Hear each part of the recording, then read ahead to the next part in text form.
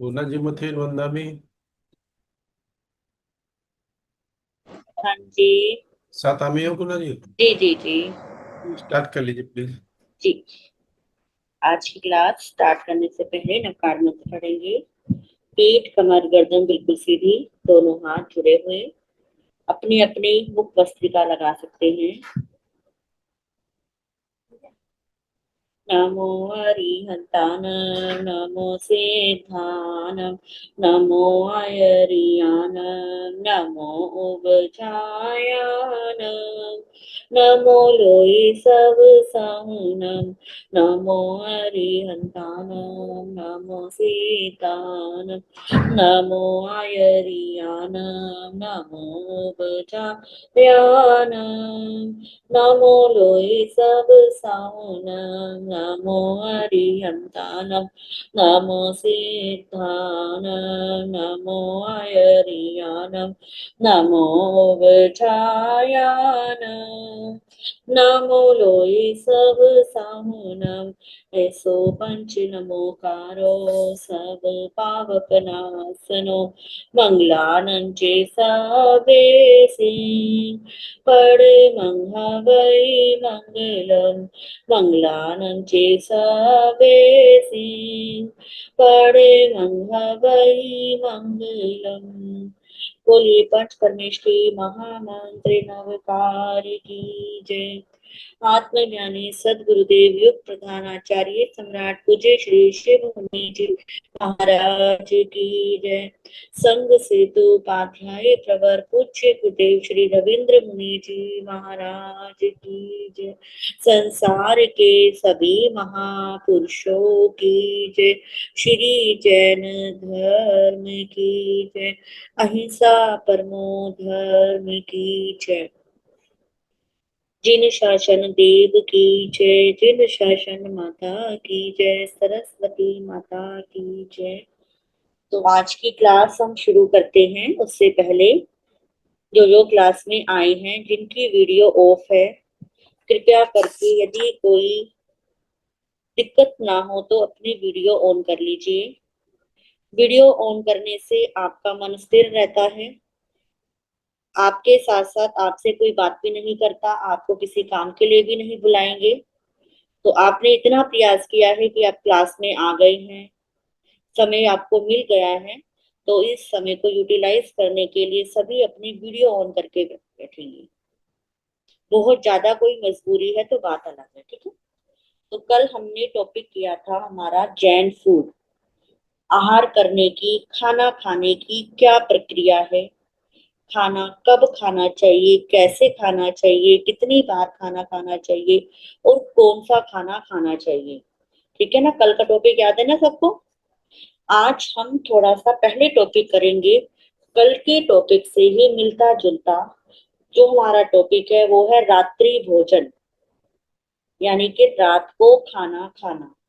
तो रात को खाना खाना हमारी क्लास में से किस किस को अच्छा लगता है।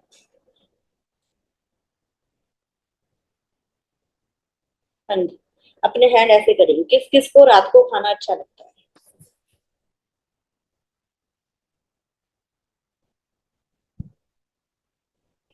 यानी कि बहुत कम है जिनको रात को खाना अच्छा लगता है। Very good.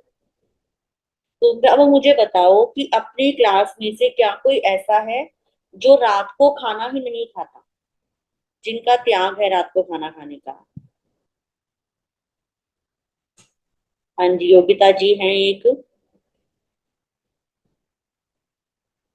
और दूसरे पिंकी जैन जी, जिनकी वीडियो ऑफ है। क्या आप क्लास सुन रहे हैं।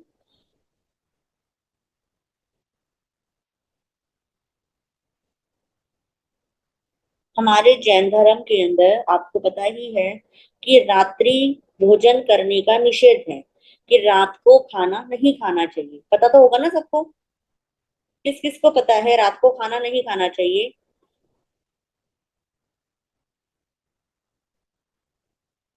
सबको पता है ना। वेरी गुड, बहुत अच्छी बात है कि सबके दिमाग में कहीं ना कहीं है कि रात को खाना नहीं खाना चाहिए। ठीक है, तो आज हम पढ़ेंगे कि हमारे भगवान ने क्यों कहा कि रात को खाना नहीं खाना चाहिए, उसके पीछे क्या रीजन था।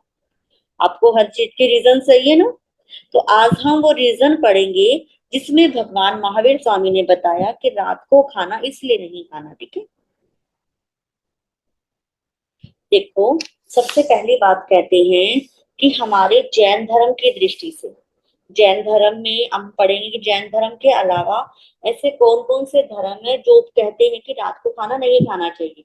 सिर्फ रात को खाना खाने के लिए मना हमारे जैन धर्म में ही नहीं, हर धर्म में क्या किया गया है, मना किया गया है। और आजकल जो लोग डाइट करते हैं, पतले होना चाहते हैं, तो सबसे पहले क्या कराते हैं उनके डाइटिशियन, रात शाम को 6 बजे के बाद 7 बजे के बाद क्या नहीं खाना, खाना नहीं खाना, है ना। तो यानी कि रात को जब हम खाना खाने का त्याग कर देते हैं तो हमारी हेल्थ भी अच्छी होती है और हमारा धर्म धर्म भी अच्छा पलता है। ठीक है, तो सबसे पहले हमारे जैन धर्म में कहा गया है कि रात को खाना खाते, यदि हम रात को खाना खाते हैं तो हमारी पाचन शक्ति कम हो जाती है। जैसे कि जब हम सुबह उठते हैं तो हमारे पास क्या होती है, बहुत सारी एनर्जी होती है ना, हम स्वस्थ होते हैं, हमारा मन खुश होता है। और जैसे जैसे रात होने लगती है, शाम होने लगती है, हम क्या हो जाते हैं, थके थके हो जाते हैं, सैड सैड हो जाते हैं, हमें बस मन करता है हम क्या हो जाएं, सो जाएं। कोई कोई ऐसा होगा जो पूरे दिन एक्टिव रहता है, नहीं तो जो बच्चे स्कूल में पढ़ते हैं, तो स्कूल जाते हो पूरी एनर्जी के साथ जाते हो, और जैसे ही घर पे आते हो, ट्यूशन जाते हो, खेलने जाते हो, तो रात तक क्या हो जाते हो, थक जाते हो। तो हमारे जैन धर्म में कहा गया है कि जैसे हमारी बॉडी पूरे दिन वर्क करके क्या हो जाती है, थक जाती है, उसी प्रकार हमारे शरीर के अंदर जो हमारा पेट है, पेट के अंदर जो पाचन तंत्र है, जिसका काम क्या है, भोजन को पचाना। अब रात को यदि भोजन खाते हैं तो उस पाचन तंत्र के अंदर शक्ति नहीं होती। जैसे कि आप लाइट में, स्विच बोर्ड में आप कोई क्या लगाते हैं, फोन चार्जिंग के लिए लगाते हैं, यदि लाइट नहीं है तो क्या फोन चार्ज होता है, नहीं होता ना। आप वेट करते रहते हो कब लाइट आएगी, कब फोन चार्ज होगा। उसी प्रकार कहते हैं कि रात को यदि हम भोजन करते हैं तो हम क्या करते हैं, पेट, मुंह से पेट में डालते रहते हैं, परंतु पाचन तंत्र के पास क्या नहीं है, शक्ति नहीं है, उसके पास कोई एनर्जी नहीं है कि जो हम भोजन खा रहे हैं वो क्या हो, पच सके। इसलिए कहते हैं कि रात को भोजन नहीं करना चाहिए। दूसरी बात कहते हैं कि सूर्य उदय कमल के समान मनुष्य वही जो दिन में भोजन करे। इसके अंदर जैसे कि सुबह सुबह के समय जब सूर्य क्या होता है, उदय होता है, जब सनराइज होता है, तो कमल का फूल भी क्या होता है, खिलता है ना। और जैसे जैसे सनसेट हो जाता है तो कमल का फूल भी क्या हो जाता है, वो हो जाता है ना, अपने आप क्लोज हो जाता है। तो उसी प्रकार कहते हैं कि हमारे पेट के अंदर भी खाना पचाने की शक्ति इस कमल के समान होती है, कि जैसे सूर्य उदय होता है तो आप कुछ भी खाओ तो क्या हो जाएगा, पच जाएगा। और यदि आप सूर्य अस्त के बाद भोजन खाते हैं तो वो क्या नहीं होगा, कुछ भी पचेगा नहीं, क्योंकि वो कमल का फूल क्या हो गया है, बंद हो गया है, उसने अपने सारे दरवाजे बंद कर लिए हैं। इसलिए आपने कुछ भी खाया और वो क्या नहीं होएगा, पचेगा ही नहीं। ठीक है, इसलिए कहते हैं कि रात को खाना नहीं खाना चाहिए। फिर हांगकांग के अंदर रिसर्च में बताया गया है कि जो लोग शाम को जल्दी खाना खा लेते हैं उनको दिल की बीमारी नहीं होती, यानी कि उनको हार्ट अटैक नहीं आता। ठीक है, आज के समय में हम देख रहे हैं ना कितनी हार्ट अटैक की समस्या बढ़ रही है, क्योंकि जब खाना खाते हैं, खाना खाते सो जाते हैं, हम कभी टेढ़ा लेटते हैं, सीधा लेटते हैं, सारा प्रेशर किस पे आता है, हमारे हार्ट पे आता है।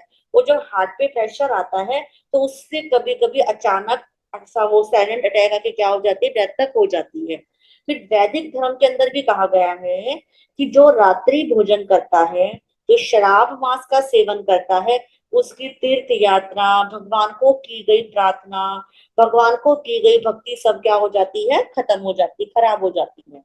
तो रात को खाना खाने के पीछे, त्याग के पीछे दो कारण हैं। सबसे पहला कारण है अहिंसा और दूसरा कारण है स्वास्थ्य। हम यदि वैज्ञानिक तरीके से बात करें तो रात को भोजन करने से सूक्ष्म जीव, कीटाणु, विषाणु, रोमाणु बड़ी मात्रा में फैलते हैं। कि रात को यदि भोजन कर रहे हो, अभी जैसे मैं आपको पढ़ा रही हूँ, आप पढ़ रहे हो, तो लाइट क्या, सबने क्या कर रखी है, जलवा रखी है, और जब लाइट जलती है तो आप देखना कि छोटे छोटे क्या हो जाते हैं, बहुत सारे जीव हो जाते हैं। और अब आप इसी लाइट में क्या खाते हैं, खाना खाते हैं।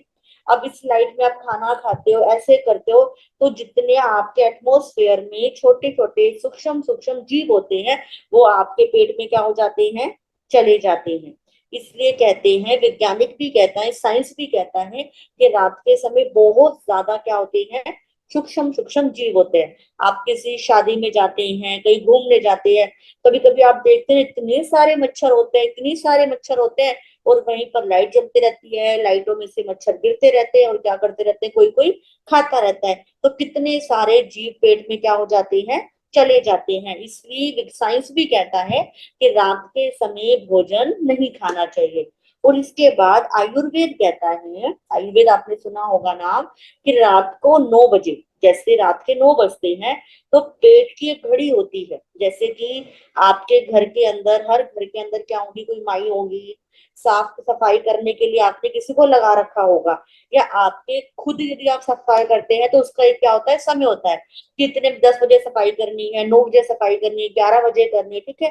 तो इसी तरह कहते हैं, ऐसे घर की सफाई का क्या होता है, एक समय फिक्स होता है ना। उसी प्रकार हमारे पेट की सफाई का रात को 9 बजे क्या होता है, पेट 9 बजे सफाई का समय होता है। यदि पेट आपका भरा हुआ होगा तो सफाई नहीं होगी। यदि कमरे के अंदर बहुत सारे लोग बैठे होंगे तो क्या घर की सफाई हो सकती है, नहीं हो सकती ना। तो सबको क्या निकलना होगा, बाहर निकलना होगा। और जब सब घर में नहीं होते सफाई क्या होती है, अच्छी होती है। उसी प्रकार कहते हैं रात को 9 बजे पेट की घड़ी का सफाई का समय होता है। यदि पेट भरा हुआ होगा तो सफाई नहीं होगी, और वो सफाई नहीं होगी तो बीमारी बहुत सारी क्या हो जाएगी, घिर जाएंगी। तो इसलिए स्वास्थ्य की दृष्टि से कहा गया है कि 4 घंटे सोने से, रात को सोने से, जिस टाइम आप सोते हैं, आपका 10 बजे का टाइम है, तो 10 बजे से 4 घंटे पहले आपको क्या कर लेना चाहिए, भोजन कर लेना चाहिए।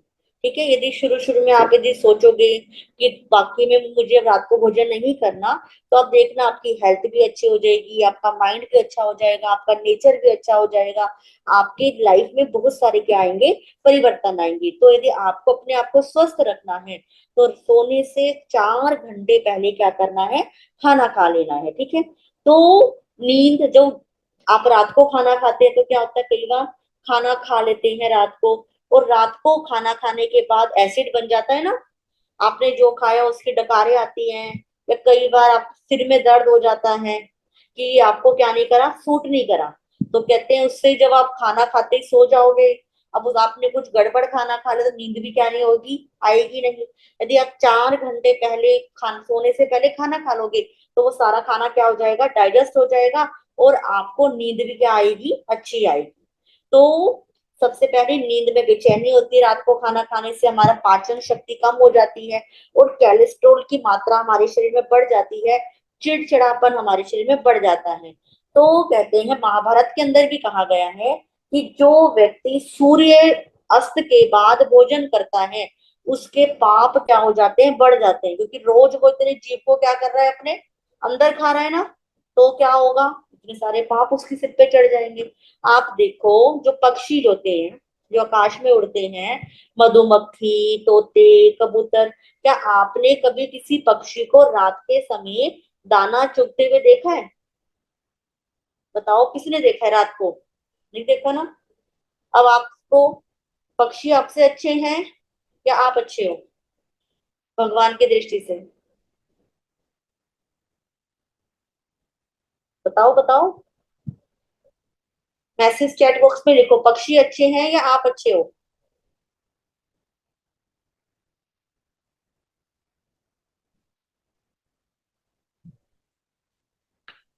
पक्षी अच्छे, वेरी गुड।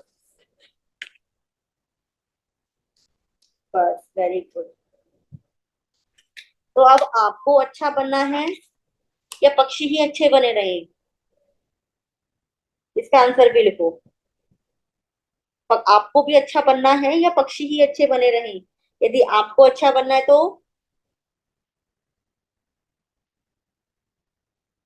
देखो, हमें भी अच्छा बनना है।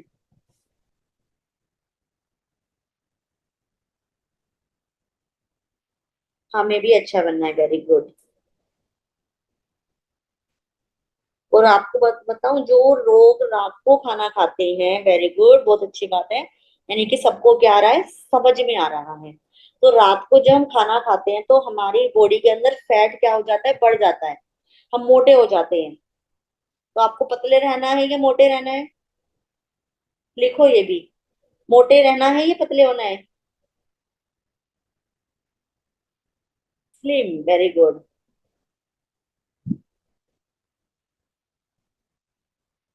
स्लिम स्लिम, पतले सबको। वाह वाह, कोई भी नहीं कह रहा हमें मोटा रहना है, सबको क्या बनना है, स्लिम ड्रीम, सुंदर सुंदर बनना है।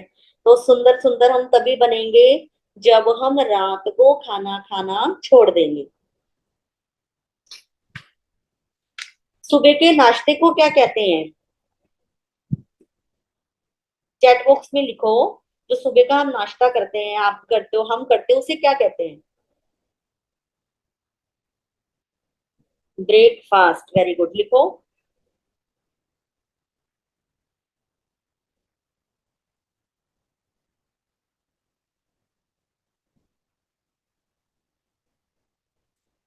सुबह के नाश्ते को हम क्या कहते हैं, ब्रेकफास्ट। ब्रेक का मतलब क्या होता है, तोड़ना, है ना। और फास्ट का मतलब क्या होता है, उपवास, ठीक है ना। ब्रेक का मतलब तोड़ना और फास्ट का मतलब उपवास। तो भगवान ने, हमारे जिन्होंने भी नाम दिया सुबह के नाश्ते को ब्रेकफास्ट, तो उसका रीजन क्या था कि रात भर आपने कुछ नहीं खाया, उसके जो आपका उपवास चल रहा था उसको क्या करा है, आपका जो फास्ट चल रहा था उसको क्या करना है, तोड़ना है, ठीक है। इसलिए क्या कहते हैं, ब्रेकफास्ट।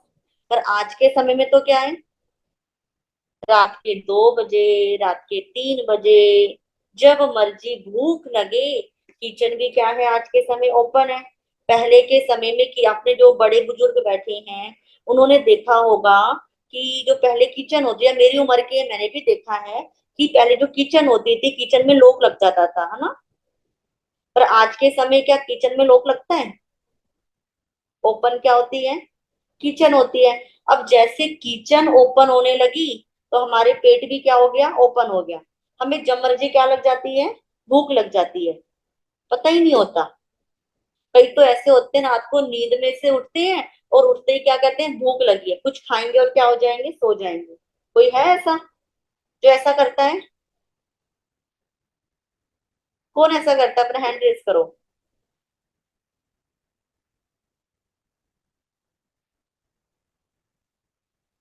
तो कोई भी, हाँ जी,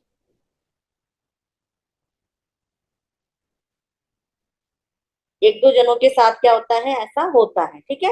ये क्या है, हमारी खाना खाने की इतनी प्रवृत्ति है कि पूरे दिन हम खाना खाते रहते हैं, हमारा दिमाग क्या रहता है, खाने में रहता है। इसलिए वो ही संस्कार क्या हो जाते हैं, रात को भी हो जाते हैं कि रात को भी खाना खाना है, ठीक है। तो भगवान महावीर ने कहा है कि जैसे पहले किचन क्लोज होती थी, तो पहले खाने के साधन भी क्या थे, कम थे ना। कोई स्विगी नहीं था, कोई जोमेटो नहीं था, कोई ऑनलाइन नहीं था। और आज के समय में तो क्या है, जब मन करे तब क्या, तब क्या मंगा सकते हो, कुछ भी मंगा सकते हो। घर में मम्मी का मन खाना बनाने का नहीं है, पापा को बोल के आप क्या करवा लेते हो, ऑर्डर करवा लेते हो। पहले के समय में चावल कभी कभी बनते थे, पूरी कभी कभी बनती थी, छोले भटूरे भी कभी कभी बनते थे। पर आज के समय में तो क्या है, जब मर्जी जो मर्जी क्या होता है, चलता है। इसके कारण हमारी शरीर के अंदर क्या आ गई है, बहुत सारी बीमारियां आ गई हैं। तो हम बात कर रहे थे, सुबह के नाश्ते को कहते हैं ब्रेकफास्ट, यानी कि रात का जो आपने फास्ट लिया हुआ था, कि रात भर आपने कुछ नहीं खाया, उसको आपने अब कुछ खाना शुरू किया है, यानी कि उपवास को, वर्त को तोड़ा है। इसलिए सुबह के नाश्ते को क्या कहते हैं, ब्रेकफास्ट कहते हैं। तो हमारे भगवान महावीर ने कहा है कि रात को जो भोजन करता है, उससे जो भी कोई पुण्य करता है उसका फल उसका क्या हो जाता है, कम हो जाता है। यदि आपके पास पॉसिबिलिटी है, आप घर में रहते हो, आपके पास सब कुछ साधन है, तो रात को क्या कर सकते हो, खाना खाने का त्याग कर सकते हो। आपको पता है, जितने भी हम साधु साध्वी जी हैं, हम रात को पानी की एक बूंद भी नहीं पीते, पता है। किस किस को पता था ये वाली बात, कि जो गुरुजी होते हैं वो रात को पानी भी नहीं पीते। तो क्या आप भी ऐसे कर सकते हो ना। तो थोड़ी थोड़ी कोशिश कर सकते हैं, जैसे अभी आपकी छुट्टियां चल रही हैं, सबकी मैक्सिमम छुट्टियां हैं यहाँ पे। तो छुट्टियों में आप अपने मम्मी पापा को कह के, मम्मी को कह के क्या कह सकते हो कि अब मैं रात को खाना नहीं खाऊंगी। वीक के अंदर 5 डे आप क्या ले सकते हैं, बचकान ले सकते हैं। 2 डेज आप रात को खा सकते हो, अभी छोटे बच्चे हो, ठीक है। या फिर आप एक साल के अंदर 365 दिन होते हैं, उसमें से आप 300 दिन रात को भोजन नहीं करना, 65 दिन कभी कभी बाहर गए हैं वो आपने अगार रख लिया, ठीक है। तो हफ्ते में जो छोटे बच्चे हैं वो हफ्ते में 1 दिन का भी नियम ले सकते हैं, हफ्ते में 2 दिन का भी नियम ले सकते हैं, ठीक है। तो अभी ये क्लास सुन के किस किस का मन किया है कि हम रात को खाना नहीं खाएंगे?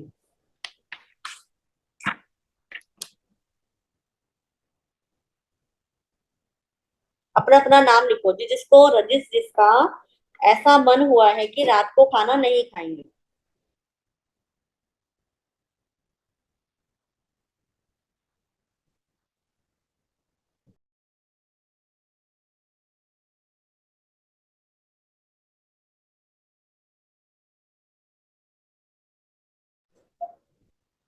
हाँ जी, वेरी गुड। सब बच्चे क्या कर रहे हैं? तो अभी क्लास जब हमारी थोड़ी सी हम पढ़ेंगे आगे, उसके बाद मैं आपको छोटे से नियम करवाऊंगी। तो इतनी देर अपने मन को तैयार कर लो कि कौन कौन मुझसे नियम लेगा, ठीक है। अभी हम बात करेंगे, तो उससे पहले हम अपना एक टॉपिक लेते हैं छोटा सा।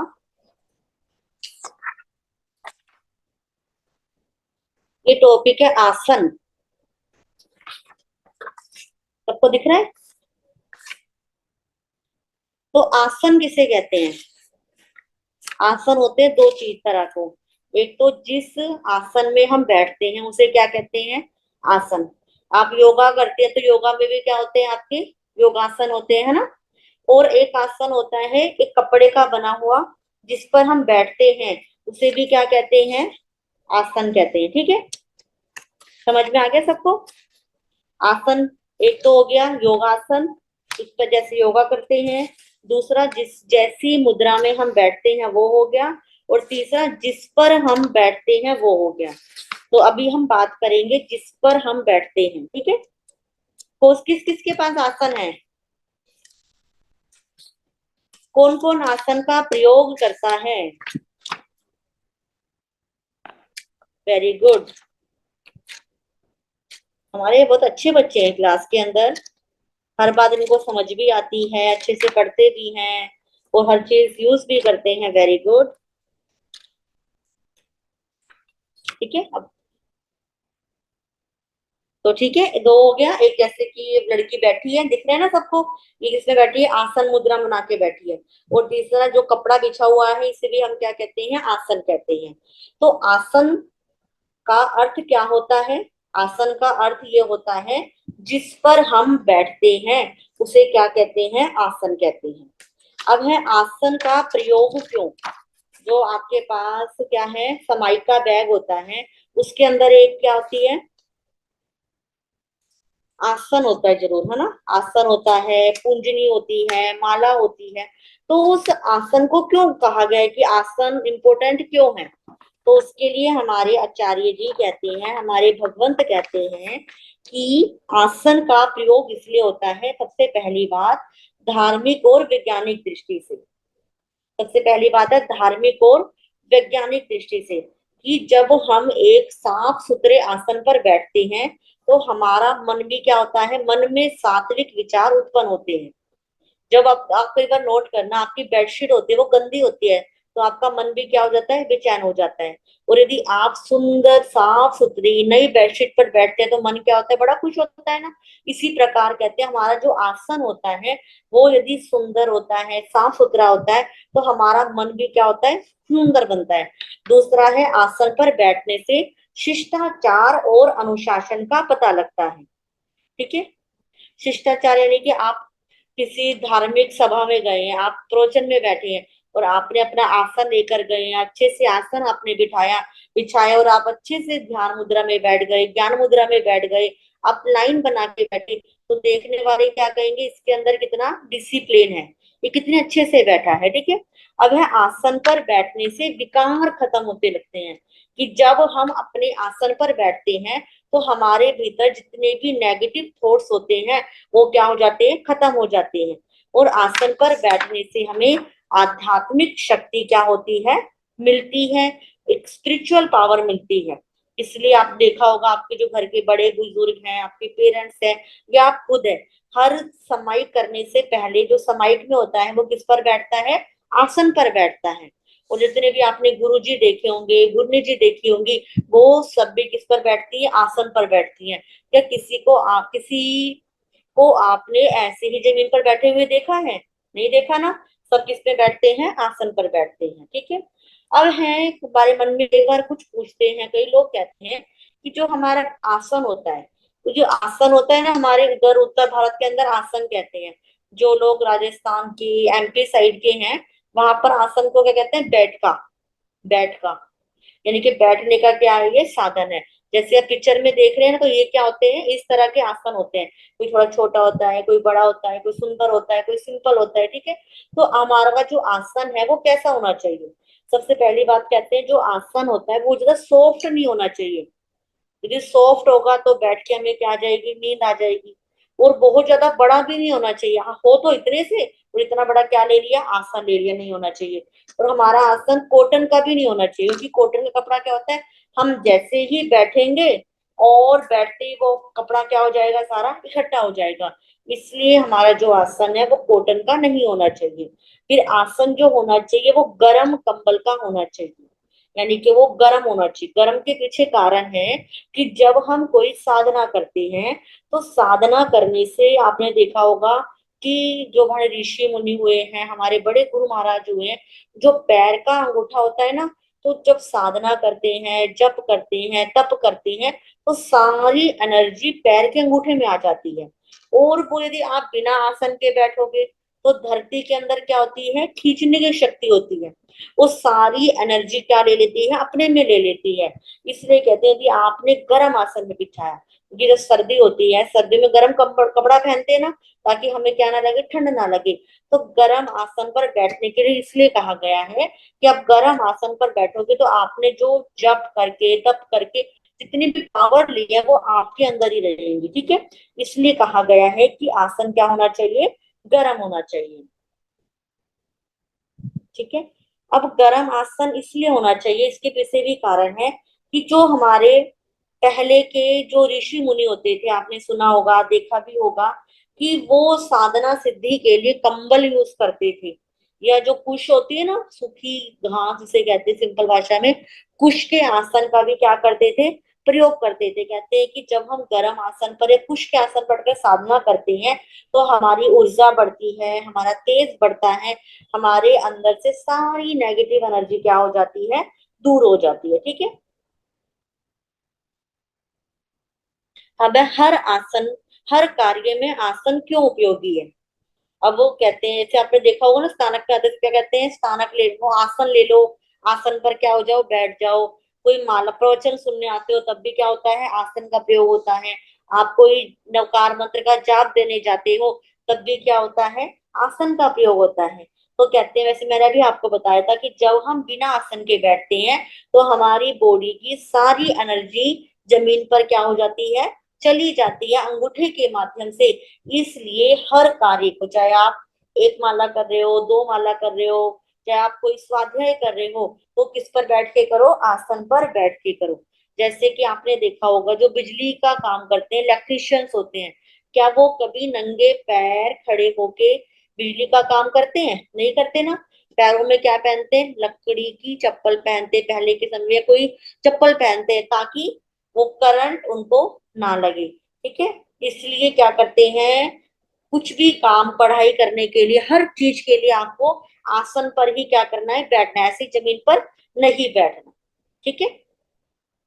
चाहे आप समाई कर रहे हो, चाहे आप भोजन कर रहे हो, कुछ भी कर रहे हो, आसन पर ही बैठना है। तो हमारी बॉडी के अंदर हमारी जो ऊर्जा होती है उसके तीन स्रोत होते हैं। यानी कि जो हमारी बॉडी में ऊर्जा, यानी कि जो एनर्जी होती है वो तीन जगह होती है। सबसे पहली होती है पैर के अंगूठे में, दूसरी होती है घुटने में, और तीसरी होती है मस्तिष्क की। ठीक है, अब मैंने आपको बताया कि जब साधना करते हैं तो सारी एनर्जी क्या आ जाती है, अंगूठे में आ जाती है। इसलिए क्या कहते हैं कि गुरुओं के अंगूठे को क्या करो, स्पर्श करो, उनको प्रणाम करो, उनके सामने अपना फोरहेड लगाओ, ताकि जो उनकी एनर्जी है वो क्या आ जाए, हमारे आगे पास आ जाए। दूसरी एनर्जी कहाँ पे होती है, घुटने में होती है। देखो जब हम बैठते हैं, मैं बैठी हूँ तो मैंने अपने पैर क्या करे हुए हैं, फोल्ड करके बैठे। जब हम पैरों को फोल्ड करके बैठते हैं तो हमारे शरीर में से जो ऊर्जा निकलनी हुई होती है वो निकलनी क्या हो जाती है, बंद हो जाती है।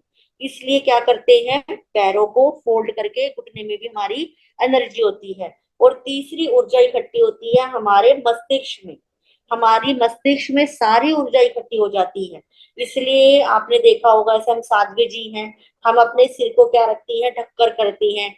जब अपने बच्चों ने अपने बड़ों को देखा हो, मम्मी जब किसी धार्मिक कार्य करते हैं, प्रवचन में जाते हैं, कुछ भी करते हैं, तो क्या कहते हैं, सिर ढककर क्या करना चाहिए, करना चाहिए, ताकि जो एनर्जी है वो क्या रहे, हमारे भीतर ही रहे, वो बाहर ना निकले। ठीक है, अब है आसन में सावधानी।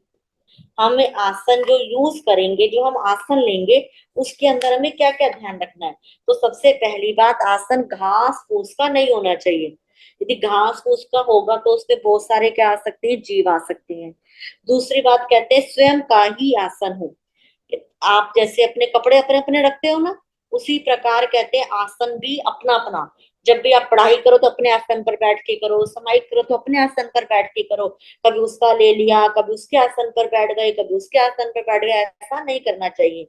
ठीक है, तीसरी बात कहते हैं आसन सॉरी तीसरी बात कहते हैं आसन बार बार ना बदले, कि अभी इस पर बैठ गए, अभी उस पर बैठ गए, कभी ऐसे बैठ गए, कभी ऐसे बैठ गए।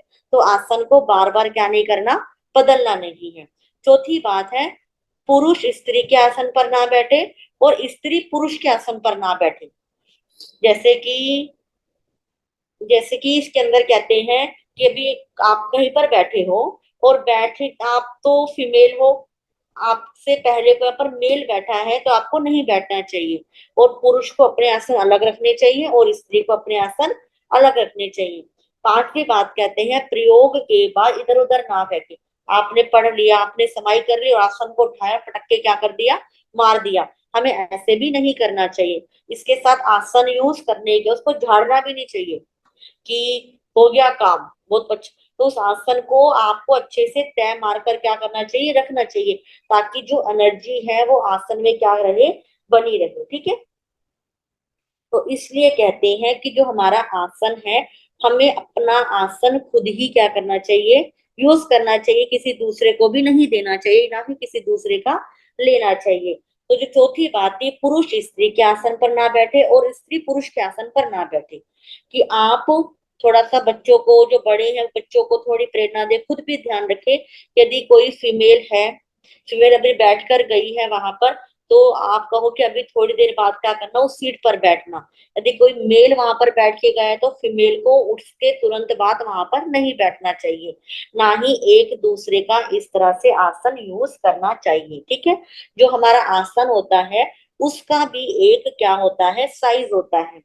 आसन का साइज लगभग 2 फुट का होता है, 2 फुट ऐसे और 2 फुट ऐसे, ऐसे करके हमारा क्या बनता है, आसन बनता है। ठीक है, तो आज हमने छोटा सा टॉपिक रखे, 2 टॉपिक। एक टॉपिक रखा हमने रात्रि भोजन और दूसरा टॉपिक रखा अभी हमने आसन का। तो मंगल पाठ सुनेंगे, हाथ जोड़ के, आंखें बंद करके पेशेंसली। नमो अरिहंतानम, नमो सिद्धानम, नमो आयरियानम, नमो वज्रायनम, नमो लोये सत्साहुनम। श्री चत्तारी मंगलम अरिहंता, मंगलम सिद्धा, मंगलम साहू, मंगलम केली प्रणतो धमो मंगलम। चत्तारी लोगुत्तमा अरिहंता, लोगुत्तमा सिद्धा, लोगुत्तमा साहू, लोगुत्तमा केली प्रणतो धमो लोगुत्तमा। चत्तारी शरणं पवज्जामि रिहंते, शरणं पवज्जामि सिद्धे, शरणं पवज्जामि साहू, शरणं पवज्जामि केवली प्रणतम धम्मम, शरणं पवज्जामि। ये 4 शरणे दुख हरणे, मंगल करने और ना शरणा कोई, जो भव प्राणी याद रखे अक्षय अजर अमर। मथेन वंदामी गुना जी, मथेन वंदामी। मैंने लिंक भेज दिया अटेंडेंस के लिए, जिनका नाम बुला या नहीं बुला सभी अपनी अटेंडेंस लगा देना वहां पर प्लीज।